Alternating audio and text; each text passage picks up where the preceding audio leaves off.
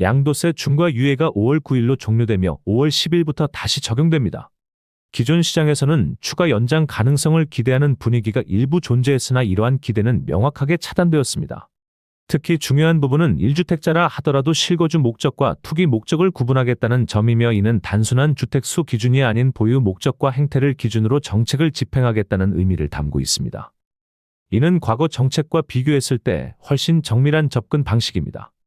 과거 양도세 중과가 강하게 적용되었던 시기에는 매물 잠김 현상이 나타났습니다. 세 부담이 과도해지면서 다주택자들이 매도를 포기하고 보유를 선택했고 그 결과 시장에 나오는 매물수가 급격히 줄어들었습니다. 당시 다주택자의 최고 세율은 기본 세율의 중과세가 더해져 75% 수준이었고 여기에 추가 세금까지 포함하면 실질 부담은 80%를 넘어갔습니다. 이 정도 수준에서는 수익을 기대하기 어렵기 때문에 거래가 멈출 수밖에 없었습니다. 다만 이번 상황은 과거와 완전히 같지는 않습니다.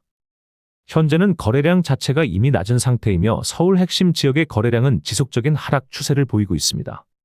1월 기준 서울 전체 거래량은 약 1,700건 수준이며 강남 4구 역시 과거 평균 대비 현저히 낮은 수준을 유지하고 있습니다.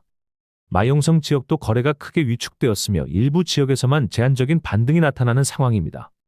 이러한 흐름 속에서 양도세 중과가 재개되면 단기적으로는 다시 매물 잠김 가능성이 존재합니다. 그러나 동시에 다른 축의 정책이 함께 움직이고 있습니다. 공급 확대 정책입니다.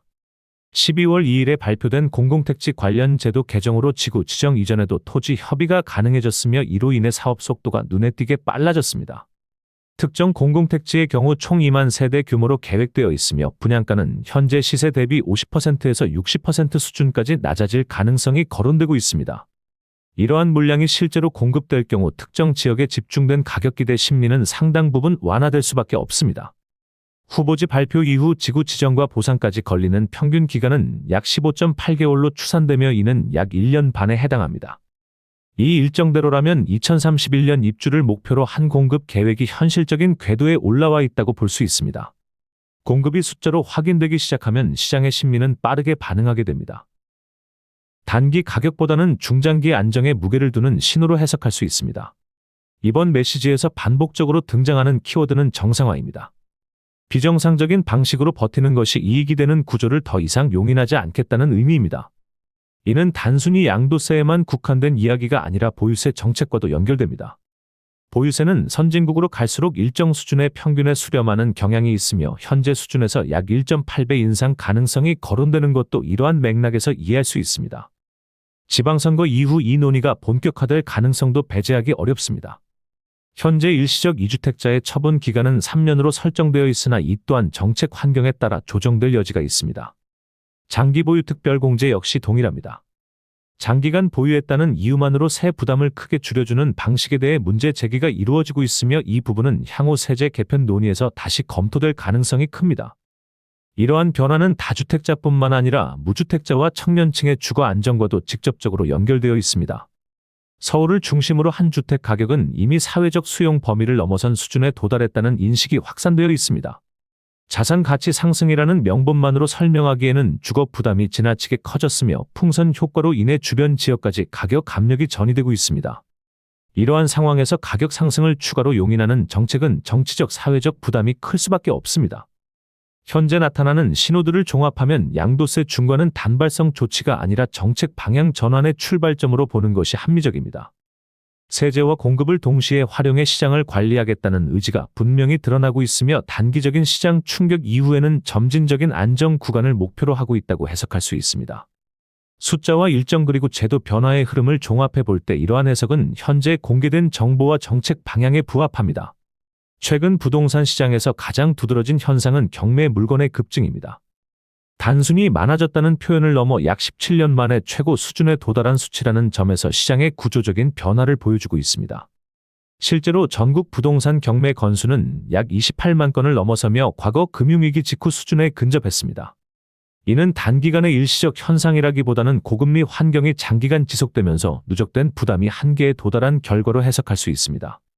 경매 통계는 2007년부터 본격적으로 집계되기 시작했으며 당시에는 약 29만 7천 건에 달하는 물량이 시장에 나왔습니다.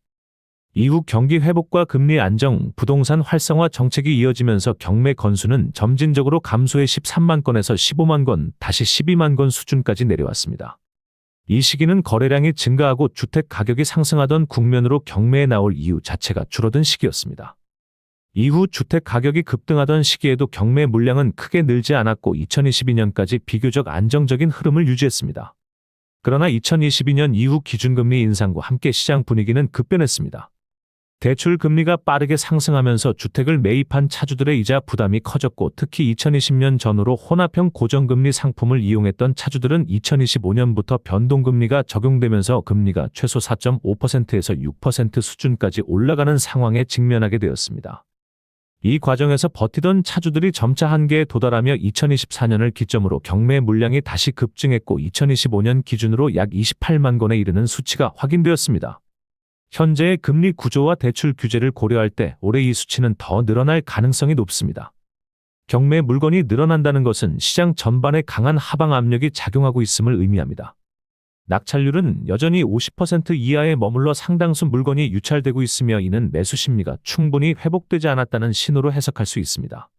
다만 일반 매매 시장과 비교하면 경매 가격은 시세보다 낮은 경우가 많아 실수요자나 장기 관점의 투자자들에게는 선택지가 되고 있습니다. 특히 사전에 충분히 준비하고 경매 절차를 이해한 경우 리스크를 관리하면서 접근할 수 있는 구간이 형성되고 있다고 볼 수 있습니다. 용도별로 살펴보면 아파트 경매는 약 4만 건 수준이며 연립주택과 다세대 주택이 약 4만 9천 건으로 상당한 비중을 차지합니다. 상가와 근린시설은 약 6만 7천 건, 오피스텔은 약 6만 2천 건으로 나타나 오피스텔 경매 물량이 예상보다 많다는 점이 눈에 띕니다.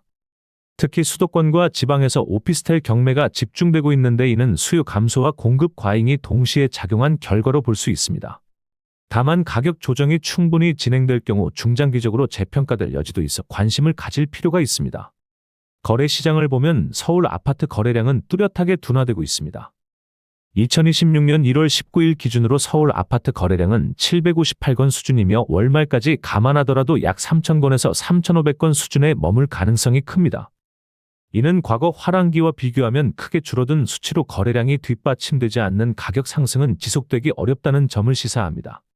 실제로 서울 아파트 평균 매매 가격은 한때 약 14억 원까지 상승했으나 이후 조정을 거쳐 현재는 약 10억 4천만 원 수준으로 내려온 상태입니다. 2024년 말 기준 10억 7,200만 원과 비교해도 하락 흐름이 확인됩니다. 강남권을 포함한 주요 지역에서도 거래량 감소는 분명하게 나타납니다. 일부 지역에서는 월 거래량이 10여 건에서 50여 건 수준에 그치며 과거 수백 건에 달하던 시기와 비교하면 10분의 1 수준으로 줄어든 모습입니다. 가격이 고점에 근접한 상태에서 매수자들이 관망세로 전환한 결과로 해석할 수 있으며 이는 시장의 방향성이 전환 국면에 접어들었음을 보여줍니다. 수도권 전반을 보면 거래량은 정점을 찍은 이후 점차 하락하는 흐름을 보이고 있습니다. 한때 월 1만 2천 건을 넘던 거래량은 최근 3천 건대까지 줄어들었고 월말 기준으로도 9천 건 안팎에 머물 가능성이 제기됩니다. 평균선 아래에서 거래가 형성된다는 것은 하방 압력이 존재한다는 의미이며 공급 대책과 분양가 정책이 어떻게 나오느냐에 따라 향후 방향성이 결정될 가능성이 큽니다. 개별 지역을 살펴보면 일부 지역은 강보합을 유지하고 있으나 전반적으로 하락거래 비중이 높아지고 있습니다. 특히 신도시와 외곽 지역에서는 풍선 효과가 사라지며 상승 동력이 약화된 모습이 뚜렷합니다. 지방시장 역시 상승보다는 약보합 내지 하락 거래가 우세한 흐름을 보이고 있으며 일부 지역은 공급 부담이 여전히 해소되지 않아 회복까지 시간이 필요해 보입니다. 이러한 흐름을 종합하면 현재 부동산 시장은 거래량 감소와 경매 물량 증가라는 두 가지 신호가 동시에 나타나는 국면입니다. 이는 단기적인 반등보다는 조정 가능성에 무게를 두어야 하는 환경임을 의미합니다. 정부의 공급 대책과 분양가 정책이 중요한 변수로 작용하겠지만 분양가에 대한 명확한 신호 없이 시장을 안정시키기는 쉽지 않을 것으로 판단됩니다. 따라서 무리하게 시장을 추격하기보다는 정책 방향과 금리 흐름을 지켜보며 신중하게 접근하는 것이 필요합니다.